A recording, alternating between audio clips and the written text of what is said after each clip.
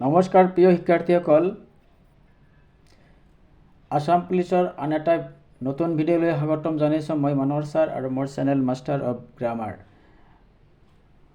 আজিৰ এই ভিডিঅ'টোত মই তোমালোকৰ বাবে আগবঢ়াইছোঁ যিকোনো চাকৰি পৰীক্ষাৰ বাবে অসমৰ কলা সংস্কৃতিৰ ওপৰত প্ৰশ্ন অহা দেখা যায়।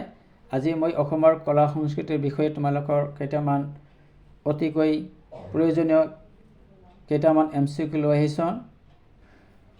প্ৰথম কুৱেশ্যনটো হ'ল অসমীয়া লোকগীতসমূহ সাধাৰণতে কি নামেৰে জনা যায়? অসমৰ লোকগীতসমূহক কি নামেৰে জনা যায়?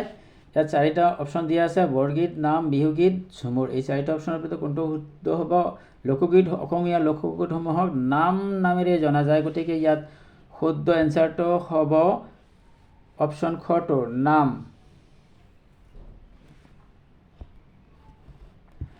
নেক্সট কুৱেশ্যনটো হ'ল তামোল পাণৰ ব্যৱহাৰ তলত কোনটো সংস্কৃতিৰ পৰা আহিছে? তামোল পাণৰ ব্যৱহাৰ সেইটো কোন সংস্কৃতিৰ পৰা আহিছে? ইয়াত চাৰিটা অপশ্যন দিয়া আছে। চাৰিটা অপশ্যনৰ ভিতৰত ইয়াৰ শুদ্ধ এনচাৰটো হ'ব কটো, অষ্ট্ৰীসকলে অসমত তামোল পাণ সৰ্বপ্ৰথমে ব্যৱহাৰ কৰা আৰম্ভ কৰে, গতিকে অষ্ট্ৰীসকলৰ পৰা তামোল পাণৰ ব্যৱহাৰ আহিছে বুলি কোৱা হয়। নেক্সট কুৱেশ্যনটো হ'ল অসমৰ মাঘ বিহুৰ ম'হ যুঁজ প্ৰথা তলৰ কোনটো সংস্কৃতিৰ পৰা আহিছে? মাঘ বিহুত যি ম'হ যুঁজ খেল অনুষ্ঠান কৰা হয়, সেই অনুষ্ঠানটো ক'ৰ পৰা আহিছে সেইটো কথা কৈছে। এইটো অনুষ্ঠানটো আহিছে দ্ৰাবিড়ীয় সংস্কৃতিৰ পৰা। ইয়াত শুদ্ধ এনচাৰটো হ'ল ক, দ্ৰাবিড়ীয় সংস্কৃতিৰ পৰা। নেক্সট কুৱেশ্যনটো কি আছে? গোৱালপাৰাত প্ৰচলিত কৃষি উৰ্বৰতাৰ প্ৰতীকস্বৰূপ উৎসৱটোৰ নাম কি? গোৱালপাৰাত প্ৰচলিত কৃষি উৰ্বৰতাৰ প্ৰতীকস্বৰূপ উৎসৱটোৰ নাম কি? ইয়াত চাৰিটা অপশ্যন দিয়া আছে। এই চাৰিটা অপশ্যনৰ ভিতৰত শুদ্ধ এনচাৰটো হ'ল সুদুম পূজা। অপশ্যন খটো শুদ্ধ, সুদুম পূজা। সুদুম পূজা হৈছে গোৱালপাৰাত প্ৰচলিত কৃষি উৰ্বৰতাৰ প্ৰতীকস্বৰূপ। অসমীয়া নাৰীয়ে পৰম্পৰাগতভাৱে পৰিধান কৰা তিনি বস্ত্ৰৰ অন্তৰ্গত তলৰ কোনবিধ নহয়? ইয়াত তিনিটা বস্ত্ৰৰ কথা দিয়া আছে: ৰিহা, মেখেলা, চাদৰ আৰু শাৰী। এই চাৰিটা অপশ্যনৰ ভিতৰত কোনটো নহয় বুলি কৈছে অসমীয়াৰ নাৰীসকলৰ বাবে? গতিকে ৰিহা, মেখেলা আৰু চাদৰ এইটো হয়, শাৰীটো নহয়, গতিকে অপশ্যন ঘটো শুদ্ধ হ'ব, শাৰীটো নহয় অসমীয়াৰ। কুৱেশ্যনটো হ'ল অসমীয়া সাহিত্য সংস্কৃতিৰ প্ৰাণস্বৰূপ বুলি কাক কোৱা হয়? অসমীয়া সাহিত্য সংস্কৃতিৰ প্ৰাণস্বৰূপ বুলি কোৱা হয় শ্ৰীমন্ত শংকৰদেৱক। অপশ্যন কটো শুদ্ধ। নেক্সট কুৱেশ্যনটো হ'ল মিচিংসকলৰ পূজা অৰ্চনাত মুখ্য স্থান লাভ কৰা দেৱতাজন কি? মিচিংসকলৰ পূজা অৰ্চনাত মুখ্য স্থান লাভ কৰা দেৱতাজন কোন হয়? ইয়াত চাৰিটা অপশ্যন দিয়া আছে। চাৰিটা অপশ্যনৰ ভিতৰত ইয়াৰ শুদ্ধ এনচাৰটো হ'ল দ ইং পল। ইয়াত শুদ্ধ এনচাৰটো খ, দ ইং পল। নেক্সট কুৱেশ্যনটো এটা ইম্পৰ্টেণ্ট কুৱেশ্যন হয়। এইটো অসমৰ কোনটো জনগোষ্ঠীয়ে বাইখু আৰু ফৰক্ৰান্তি উৎসৱ পালন কৰে? ইয়াত চাৰিটা জাতিৰ কথা দিয়া আছে, জনগোষ্ঠীৰ কথা দিয়া আছে। চাৰিটাৰ ভিতৰত কোনটো এনচাৰ শুদ্ধ হ'ব? শুদ্ধ এনচাৰটো হ'ল ৰাভাসকলে ফৰক্ৰান্তি আৰু বাইখু উৎসৱ পালন কৰে, গতিকে ইয়াত গ এনচাৰটো শুদ্ধ এনচাৰ। তলৰ কোনটো উৎসৱ পাৰ্বণ অসমৰ চাহ বাগিচাৰ বনোৱাৰ উৎসৱৰ নহয়? চাহ বাগিচাৰ বনোৱাৰ উৎসৱ নহয় বুলি কৈছে কৰম পূজা, টুচু পূজা, ৰাংকেৰ, ঝুমুৰ। এই চাৰিটা অপশ্যনৰ ভিতৰত তিনিটাই হয়, এটা নহয়। কোনটো? ৰাংকেৰটো নহয় অসমীয়া চাহ জনগোষ্ঠীৰ, গতিকে ইয়াৰ শুদ্ধ এনচাৰটো হ'ল গটো, ৰাংকেৰ। অসমৰ প্ৰধান জাতীয় উৎসৱ কি? অসমৰ প্ৰধান জাতীয় উৎসৱ বিহু, সেইটো সকলোৱে জানে, বিহু।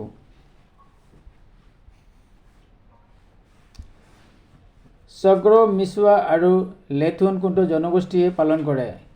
চগ্ৰ, মিছুৱা আৰু লেথুন এই দুটা উৎসৱ কোনে পালন কৰে? কোন জনগোষ্ঠীয়ে? ইয়াত চাৰিটা অপশ্যন দিয়া আছে। চাৰিটা অপশ্যনৰ ভিতৰত শুদ্ধ এনচাৰটো হ'ব ক হ'ব, তিৱাসকলে চগ্ৰ, মিছুৱা আৰু লেথুন এই উৎসৱ পালন কৰে। নেক্সট কুৱেশ্যন হ'ল অসমৰ দুৰ্গা পূজাত কেতিয়াৰ পৰা মূৰ্তি পূজাৰ প্ৰচলন হয়? অসমৰ দুৰ্গা পূজাত কেতিয়াৰ পৰা মূৰ্তি পূজাৰ প্ৰচলন হয়? ইয়াত চাৰিটা অপশ্যন দিয়া আছে। চাৰিটা অপশ্যনৰ ভিতৰত ইয়াৰ শুদ্ধ এনচাৰটো হ'ল প্ৰতাপ সিংহৰ দিনৰ পৰা গ এনচাৰটো খ এনচাৰটো ৰাইট। প্ৰতাপ সিংহৰ দিনৰ পৰা অসমত দুৰ্গা পূজাত মূৰ্তি পূজাৰ প্ৰচলন হয়, মনত ৰাখিব। গাঁৱত মহামাৰী বা অপায় অমংগল আদি হ'লে দেৱ দেৱীৰ সন্তুষ্টিৰ অৰ্থে পূজা পাতি ডিমাচাসকলে অনুষ্ঠিত কৰা নৃত্যবিধৰ নাম কি? নৃত্যবিধ কি? ডিমাচাসকলে যি আপদ বিপদ হয় সেইবিলাকৰ পৰা ৰক্ষা পাবলৈ কি পালন কৰে? কি নৃত্য পালন কৰে? ইয়াত 4টা অপশ্যন দিয়া আছে। 4টা অপশ্যনৰ ভিতৰত কোনটো এনচাৰ শুদ্ধ হ'ব? কোনটো শুদ্ধ হ'ব? ফাত্ৰী নৃত্য। ইয়াত খ এনচাৰটো শুদ্ধ হৈ আছে, ফাত্ৰী নৃত্য। নেক্সট কুৱেশ্যনটো হ'ল আহোমসকলে পূৰ্বপুৰুষসকলৰ স্মৃতিত পৰম্পৰাগতভাৱে পালন কৰা উৎসৱটোৰ নাম কি? আহোম কি? ইয়াত 4টা অপশ্যন দিয়া আছে। 4টা অপশ্যনৰ ভিতৰত কোনটো শুদ্ধ এনচাৰ হ'ব? মেডাম মেফ্ৰি। শুদ্ধ এনচাৰটো হ'ল ঘটো মেডাম মেফ্ৰি। নেক্সট কুৱেশ্যনটো হ'ল আঘোণ আৰু ফাগুন মাহত পালন কৰা পৰাগ উৎসৱৰ অসমৰ কোনটো জনগোষ্ঠীৰ উৎসৱ? পৰাগ উৎসৱটো অসমৰ কোনটো জনগোষ্ঠীৰ উৎসৱ বুলি কৈছে? ইয়াত 4টা অপশ্যন দিয়া আছে। 4টা অপশ্যনৰ ভিতৰত কোনটো শুদ্ধ এনচাৰ হ'ব? শুদ্ধ এনচাৰটো হ'ব অপশ্যন ক, মিচিংসকলৰ। মিচিংসকলৰ উৎসৱটোৰ নাম হৈছে পৰাগ উৎসৱ, মনত ৰাখিব। আৰু এই উৎসৱটো আঘোণ আৰু ফাগুন মাহত পালন কৰা হয়। অসমৰ সংস্কৃতিৰ ভেটিগণতা বুলি কাক কোৱা হয়? অসমৰ সংস্কৃতিৰ ভেটিগণতা বুলি ইয়াত 4টা অপশ্যন দিয়া আছে। 4টা অপশ্যনৰ ভিতৰত কোনটো হ'ব? শুদ্ধ এনচাৰটো হ'ব অষ্ট্ৰিক বিখ্যাতসকল। অষ্ট্ৰিক বিখ্যাতসকলক অসমৰ সংস্কৃতিৰ ভেটিগণতা বুলি কোৱা হয়। ৰাভাসকলৰ মৃতকৰ শ্ৰাদ্ধ কৰ্মাদিৰ দিনা মৃতকৰ পৰিয়ালৰ লোকে ইনাই বিনাই বিলাপ কৰে। এই বিলাপ বিননিৰ আধাৰত সৃষ্টি কৰা লোকগীতক কি নামেৰে জনা যায়? ইয়াত 4টা অপশ্যন দিয়া আছে। 4টা অপশ্যনৰ ভিতৰত শুদ্ধ এনচাৰ কোনটো হ'ব? ফাৰকান্তি। ৰাভাসকলৰ মৃতকৰ শ্ৰাদ্ধৰ দিনা ফাৰকান্তি লোকগীত গায়, গতিকে শুদ্ধ এনচাৰটো ফাৰকান্তি। শংকৰদেৱে প্ৰচাৰ কৰা ধৰ্মটোৰ নাম এক শৰণ নাম ধৰ্ম বা বৈষ্ণৱ ধৰ্ম বুলি কোৱা হয়। ইয়াত 4টা অপশ্যন দিয়া আছে। 4টা অপশ্যনৰ ভিতৰত ক এনচাৰটো শুদ্ধ এনচাৰ হ'ব। ঘ এনচাৰটো শুদ্ধ হ'ব এক শৰণ নাম ধৰ্ম। মেডাম মেফ্ৰি উৎসৱটো বছৰৰ কোন দিনটোত পালন কৰা হয়? 31 জানুৱাৰীৰ দিনা মেডাম মেফ্ৰি উৎসৱটো পালন কৰা হয়, গতিকে ইয়াত 4টা অপশ্যন দিয়া আছে। 4টা অপশ্যনৰ ভিতৰত গ এনচাৰটো শুদ্ধ এনচাৰ হ'ব 31 জানুৱাৰীত। বিহু নৃত্য বৈশাগু নৃত্যৰ দৰে অৰ্থাৎ বাইখু উৎসৱৰ দৰে ৰাভা জনগোষ্ঠীৰ ডেকা গাভৰুসকলে পৰিৱেশন তথা উদযাপন কৰা নৃত্যবিধ কি? ইয়াত 4টা অপশ্যন দিয়া আছে। 4টা অপশ্যনৰ ভিতৰত কোনটো এনচাৰ শুদ্ধ হ'ব? ইয়াৰ শুদ্ধ এনচাৰটো হ'ব ছায়াৰ নৃত্য। অপশ্যন কটো শুদ্ধ, ছায়াৰ নৃত্য। নেক্সট কুৱেশ্যনটো কি আছে? অসমত ভক্তি আন্দোলন বা নৱবৈষ্ণৱ আন্দোলনৰ গুৰিধৰ্তা কোন আছিল? নৱবৈষ্ণৱ আন্দোলনৰ সকলোৱে জানে এইটো মহাপুৰুষ শ্ৰী শংকৰদেৱ, গতিকে ইয়াত শুদ্ধ এনচাৰটো শংকৰদেৱ। নেক্সট কুৱেশ্যনটো হ'ল ব্ৰাহ্মণ্য ধৰ্মৰ মূল অৱলম্বনটো কি? ব্ৰাহ্মণ্য ধৰ্মৰ মূল অৱলম্বনটো হৈছে মূৰ্তি পূজা। ইয়াত 4টা অপশ্যন দিয়া আছে। দেখা ইয়াত মূৰ্তি পূজা ক'ত আছে? অপশ্যন গটো হৈছে শুদ্ধ, মূৰ্তি পূজা। নেক্সট কুৱেশ্যনটো আছে হাইদাং গীত তলৰ কোনটো জনগোষ্ঠীৰ উল্লেখযোগ্য গীত? হাইদাং গীতটো কোন জনগোষ্ঠীৰ? ইয়াত 4টা অপশ্যন দিয়া আছে। 4টা অপশ্যনৰ ভিতৰত কোনটো এনচাৰ শুদ্ধ হ'ব? সোণোৱালসকলৰ। হাইদাং গীতটো হ'ল সোণোৱালসকলৰ, গতিকে ইয়াত অপশ্যন কটো শুদ্ধ হৈ আছে সোণোৱালসকলৰ। মণিকূটৰ অন্য এটা নাম কি? মণিকূটৰ অন্য এটা নাম ইয়াত 4টা অপশ্যন দিয়া আছে। 4টা অপশ্যনৰ ভিতৰত শুদ্ধ এনচাৰ মণিকূটৰ আন এটা নাম হ'ল ভাঁজ ঘৰ, মনত ৰাখিব। কি ঘৰ? ভাঁজ ঘৰ। মনসা পূজাত কি গছৰ ডাল অপৰিহাৰ্য? মনসা পূজাত সিজু গছৰ ডাল অপৰিহাৰ্য, গতিকে ইয়াত 4টা অপশ্যন দিয়া আছে। 4টা অপশ্যনৰ ভিতৰত খটো শুদ্ধ হৈ আছে সিজু গছৰ। ঐতিহাসিক জোনবিল মেলা কেতিয়া অনুষ্ঠিত হয়? ঐতিহাসিক জোনবিল মেলা অনুষ্ঠিত হয় প্ৰতি বছৰ জানুৱাৰী মাহত। গতিকে ইয়াত শুদ্ধ এনচাৰটো ক হৈ আছে।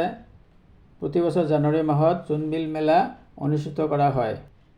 গিৰ্কা এবিধ গীতি নৃত্যৰ অনুষ্ঠান। এই গীতি নৃত্যৰ অনুষ্ঠানটো কোনটো জনগোষ্ঠীৰ? গিৰ্কাই এইটো কাৰ? সেইটো হ'ল ৰাভাসকলৰ। গতিকে ইয়াত অপশ্যন খটো ৰাইট হৈছে ৰাভাসকলৰ। গিৰ্কাই নৃত্য হৈছে ৰাভাসকলৰ, মনত ৰাখিব। চুমাংকান নৃত্য তলৰ কোনটো জনগোষ্ঠীৰ সমাজত প্ৰচলিত ধৰ্মীয় উৎসৱৰ নৃত্য? ইয়াত 4টা অপশ্যন দিয়া আছে। 4টা অপশ্যনৰ ভিতৰত চামাংকাই নৃত্য হৈছে কাৰ্বিসকলৰ, মনত ৰাখিব। কাৰ্বিসকলৰ নৃত্য চামাংকাই। দৰংগী সংস্কৃতত কোনো গোপনীয় অনুষ্ঠানত ভকতসকলে গোৱা গীতক কি বুলি কোৱা হয়? শুদ্ধ এনচাৰটো কটো হ'ব চিয়া গীত। ঐতিহাসিক জোনবিল মেলা কোন ঠাইত অনুষ্ঠিত কৰা হয়? ইয়াত 4টা অপশ্যন দিয়া আছে। 4টা অপশ্যনৰ ভিতৰত ক'ত হ'ব? শুদ্ধ এনচাৰটো হ'ল ঐতিহাসিক জোনবিল মেলা জাগিৰোডত অনুষ্ঠিত কৰা হয়। কটো শুদ্ধ। মিচিংসকলৰ এটি প্ৰাচীন কৃষি উৎসৱৰ নাম কি? মিচিংসকলৰ এটি প্ৰাচীন কৃষি উৎসৱ হৈছে আলি আই লিয়াং উৎসৱ। গতিকে ইয়াত শুদ্ধ এনচাৰটো হ'ল আলি আই লিয়াং। আলি আই লিয়াং হ'ল মিচিংসকলৰ কৃষি উৎসৱ। চাওতালসকলে শৰৎকালত পালন কৰা উৎসৱটোৰ নাম কি? চাওতাললোকে শৰৎকালত যি উৎসৱ পালন কৰে সেই উৎসৱটোৰ নাম হৈছে দাচাই উৎসৱ। গতিকে ইয়াত অপশ্যন কটো শুদ্ধ হৈ আছে দাচাই উৎসৱ। নেক্সট কুৱেশ্যনটো আছে থুব মাগা উৎসৱ অসমৰ কোনটো জনগোষ্ঠীৰ উল্লেখযোগ্য উৎসৱ? থুব মাগা উৎসৱটো হ'ল হাজংসকলৰ উৎসৱ। গতিকে ইয়াত শুদ্ধ এনচাৰটো হ'ল গটো হাজংসকলৰ।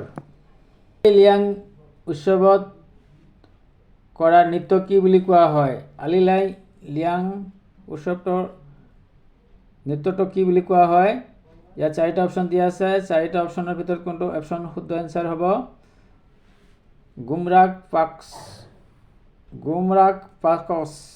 সকলে প্ৰতি 5 বছৰৰ মূৰে মূৰে উদযাপন কৰা উৎসৱটোৰ নাম কি? তিৱাসকলে প্ৰতি 5 বছৰে উদযাপন কৰা উৎসৱটোৰ নাম কি হৈ দিছে? ইয়াত 4টা অপশ্যন দিয়া আছে। 4টা অপশ্যনৰ ভিতৰত শুদ্ধ এনচাৰটো কি হ'ব? ৱান চাবা উৎসৱ। খটো শুদ্ধ হয়। ৱান চাবা উৎসৱটো হ'ল তিৱাসকলে প্ৰতি 5 বছৰ মূৰে মূৰে উদযাপন কৰা এটি উৎসৱ। চৰ মাগা উৎসৱ অসমৰ কোনটো জনগোষ্ঠীৰ এক উল্লেখযোগ্য উৎসৱ? চৰ মাগা উৎসৱটো কাৰ উৎসৱ? হাজংসকলৰ উৎসৱ। গতিকে ইয়াত শুদ্ধ এনচাৰটো হ'ল ঘৰটো হ'ব হাজংসকলৰ। নামনি অসমৰ অসমীয়া অভিবাসী মুছলমানসকলে মাঘ বিহুক কি উৎসৱ হিচাপে পালন কৰে? ইয়াত 4টা অপশ্যন দিয়া আছে। 4টা অপশ্যনৰ ভিতৰত কোনটো এনচাৰ শুদ্ধ হ'ব? ইয়াত গ অপশ্যনটো শুদ্ধ হৈ আছে মাঘ। শুদ্ধ এনচাৰটো হ'ল পুখুৰা উৎসৱ। পুখুৰা উৎসৱটো অসমৰ অসমীয়া অভিবাসীসকলে পালন কৰে। খেৰাই পূজা কোনটো জনগোষ্ঠীয়ে পালন কৰে? খেৰাই পূজা পালন কৰে। ইয়াত 4টা অপশ্যন আছে কি কি? তিৱাসকলে, ৰাভাসকলে, বড়োসকলে, মিচিংসকলে। ইয়াত শুদ্ধ এনচাৰটা হ'ল বড়োসকলে। তিৱা পূজা খেৰাই পূজা পালন কৰে বড়োসকলে। গতিকে গ এনচাৰটোৰ শুদ্ধ এনচাৰ। প্ৰিয় শিক্ষাৰ্থীসকল, আজিৰ ভিডিঅ'টোৰ দ্বাৰা উপকৃত হ'লে মোৰ এই চেনেলটো ছাবস্ক্ৰাইব কৰিব আৰু তোমালোকৰ বন্ধু বান্ধৱক এই ভিডিঅ'টো শ্বেয়াৰ কৰিব যাতে এই ভিডিঅ'টোৰ দ্বাৰা তেওঁলোকে উপকৃত হ'ব পাৰে। আজিলৈ ইমানেই। ধন্যবাদ।